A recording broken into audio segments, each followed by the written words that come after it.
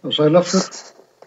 Ég glemdi nú að kynna mig þegar ég var að tala síðustu glærurnar. Ég heiti sem Steinar Guðmundsson og núna ætlum við að tala geislun. Þetta glærur upp kafla 2 í bók Eggerts Lárussonar og þetta einn af mikilvægu þáttunum varðandi skilning á veðrinu og veðurlaginu að hafa þennan hlut á þessa þætti sem þarna nefndir á hreinu. Og hér á þessari glæru byrja á því að nefna að sólargeislarnir eru rafsegulbylgjur af mismunandi tíðni eða bylgjulengd og stærstur hluti af því innrautt ljós og síðan næststærsta þetta sýnilega ljós sem við sjáum sem rautt og gult og blátt og svo framvegis. En orka sólarinnar kemur af öllum þessum mismunandi tíðnisviðum eða bylgjulengdum.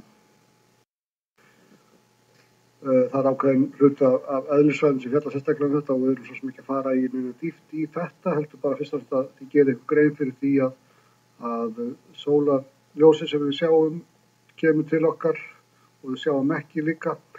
Það er svo orka sem knýr mjög margt í náttúrunni og eru rafsegulbylgjur. Það sem skiptir okkur meira máli byrjað á þessari mynd. Hér miðað við það að öll orkan sem kemur úr sólinni fær eininguna 100 og síðan spurning dreifingu á þessari orku eftir að hún komin að jörðinni eða lofthjúp jarðar. Og á þessari mynd sést að helmingurinn af orkunni sem kemur frá sólinni og lendir á lofthjúpnum nær til yfirborðs jarðar og lendir á henni.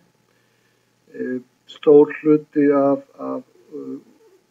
orkunni 20% það gleypir lofthjúpurinn og síðan eru 30% sem endurvarpast. Þannig að það beint frá lofthjúpnum eða frá yfirborði jarðar. Og hér svona ákveðið skilningsatriði sem skiptir miklu máli. Þetta nefnt hérna í glærunum og síðan mynd á eftir sem og fleiri en ein reyndar sem mikilvægt að þið hafi góðan skilning á og geti rakið og helst að koma þessum upplýsingum á framfæri í samantektunum sem við vinnum. En fyrsta lagi kannski þetta, hvers konar orka sólarorkan? Jú, þetta er kjarnasamruni sem þarna að ræða, ekki kjarnasundrun eins og við þekkjum kannski varðandi kjarnorkuna hjá okkur. Vetni og helíum sem renna saman og það verður til feiknarleg orka í tengslum við það. En aftur þetta eitthvað svið sem við erum svo sem ekkert að velta mikið fyrir okkur en það þetta hér sem að hvernig geislun sólarinnar með misjöfnum hætti eftir því hvar við erum á jörðinni og í hvað aðstæður. Og það annars vegar eins og augljóst náttúrulega hversu lengi sólin skín sem skiptir máli og síðan líka undir hvaða horni geislarnir koma inn á jörðina og það ræður töluvert miklu hitun jarðar, þetta horn geislans sem kemur inn til jarðar og það gerist á tvennan hátt sem við sjáum þetta mynd á eftir. En þetta tvennt, lengd sólarljóssins og hornið sem það kemur inn á ræður árstíðum og mismunandi hita og breiddargráðum. Þessi mynd skýrir þetta að mínu viti nokkuð vel og það sem umræða, ef við horfum hérna fyrsta lagi á miðbauginn, þá sólarljósið í fyrsta lagi að fara styttri leið í gegnum lofthjúpinn hér heldur þegar það fer hérna í gegnum. Það orðið skásett línan með lofthjúpinn og jörðina, þá þetta lengri leið að yfirborðinu. Og eftir því sem leiðin lengri því meira tapast á orkunni áður en hún lendir á yfirborðinu. Þetta önnur af tveimur megin ástæðum fyrir því að það hlýrra við miðbaug en við póla. Hin megin ástæðan sú að hver eining af orku sem lendir á pólum, hún að hita stærra svæði heldur hún að gera við miðbaug. Og ástæðan sama að sjónar eða inngeislunnar hornið annað við miðbaug heldur en við pólana. skýringin sem sagt á þessu fyrir utan lengd sólarljóssins varðandi mismunandi hita við miðbaug og póla sem sagt í aðalatriðum þetta tvennt, að lengdin í gegnum lofthjúpinn styttri og því meiri orka sem lendir á miðbauginn og minna svæði líka, og hér aftur við pólana lengri leið og stærra svæði og sama orka fer því að í það að hita stærra svæði og þarf að fara lengri leið í gegn lofthjúpinn. Svona einfalt í sjálfu sér þetta varðandi mismunandi hita á pólum og miðbaug, en þessi niðurstaða, þessi staðreynd hefur feiknarlega mikil áhrif á síðan alla orkudreifingu, úrkomu og fleira varðandi veðurfarið. Þannig að skilningur á þessu algjört lykilatriði í skilningi á veðurfari og veðurfræði almennt séð. Og hér þetta sama hugsun sett fram á mismunandi formi. Þið sjáum að flöturinn sem þetta fyrir neðan eftir því hvernig hornið hann verður stöðugt stærri. Að inngeislun á 10 gráðum þýðir að svona stórt svæði þarf að hitast, en inngeislun á 90 gráðum sem þá við kringum miðbaug svona stórt svæði sem þarf að hitast. Og enn og aftur sama hugsun sett fram á annan hátt líka og alltaf verður að tala að það heitara við miðbaug en við póla vegna þessara þáttar sem ég var búin að rekja hérna áðan. Og síðan það þannig vegna möndulhalla jarðar sem við þekkið að það mismunandi hlutar jarðarinnar sem að snúa á mismunandi geislahorni, snúa að sólinni undir mismunandi horni eftir árstíðum. Möndulhallin um 23,5 gráða og það að það snúa ekki sömu fletir jarðarinnar alltaf undir sama horni að sólinni allan ársins hring hefur í för með sér mismunandi árstíður.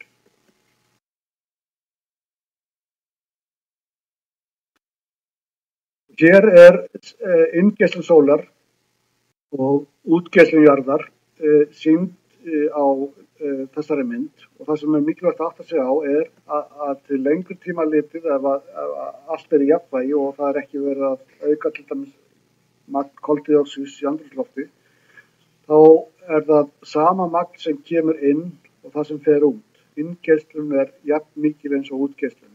Ef það til staðar í heildina á jörðinni, þá hitinn svipaður. En við höfum samt sem áður innan jarðarinnar mismunandi svæði hvað þetta varðar.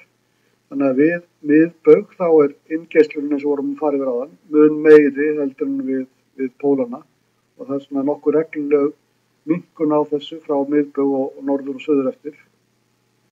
Þannig að síðan það sem kallast hérna jarðgeislun,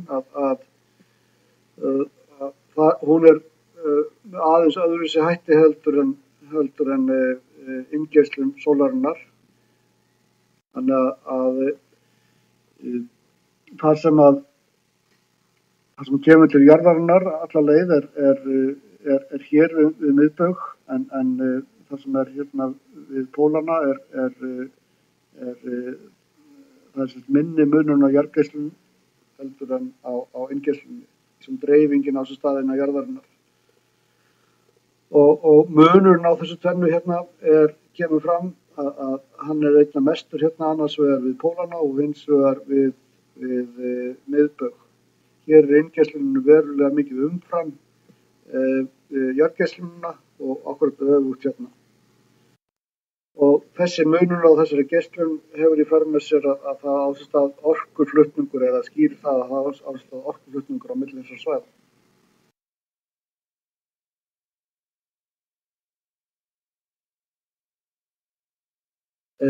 Og hér ennþá verið að tala um orkuna og sólina, að eins og við nefndi áðan að orkutap jarðarinnar og inngeislun frá sólinu í jafnvægi til lengri tíma litið ef hitinn svipaður.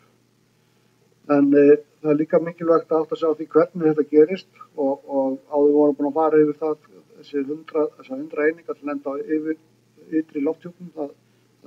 deilist niður í ákveðna þætti sem lendir alla leið til jarðarinnar, en annað fer í lofthjúpinn og síðan endurvarpun einhver líka. En það svo bein útgeislun og síðan með því að hita upp loftið fer hluti af orkunni í það, og mikilvægur þáttur hérna sem vert að hafa í huga og við höfum að tala meira að það fer mjög mikil orka frá sólinni sem kemur á jörðina frá sólinni í því að breyta vatni úr vökva í gufu. Uppgufunar þátturinn mjög stór og ríkur þáttur í þessu alla saman, sem hefur sín í för með sér þennan hringferil vatns líka.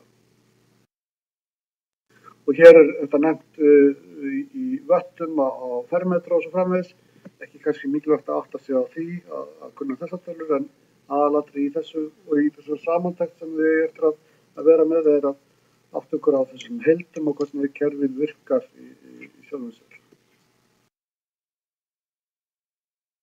Hér fleiri tölur og viðmiðanir, eins og segi það heildir sem skiptir máli, og hérna verið varpaðin skýrari ljósi á það svo sem að inngeislun mest við miðbaug og minnst við póla, sem eitthvað sem sjálfgefið þegar við erum búin að fara yfir hitt sem var hérna fyrir framan, og síðan hérna við 40 gráðu á báðum hvölum verða skil, pólmegin tapar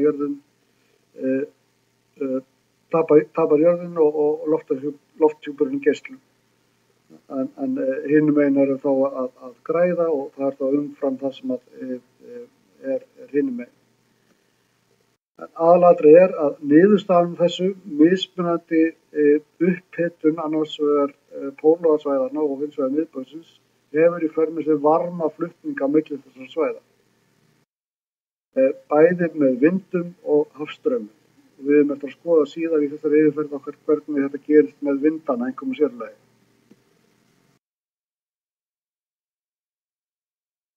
Hér tafla yfir sólargeislun og sólarhæð. Þetta svo sem ekki eitthvað sem þarf held ég mikið að skýra mikið að þetta segir sig heldur sjálft hérna.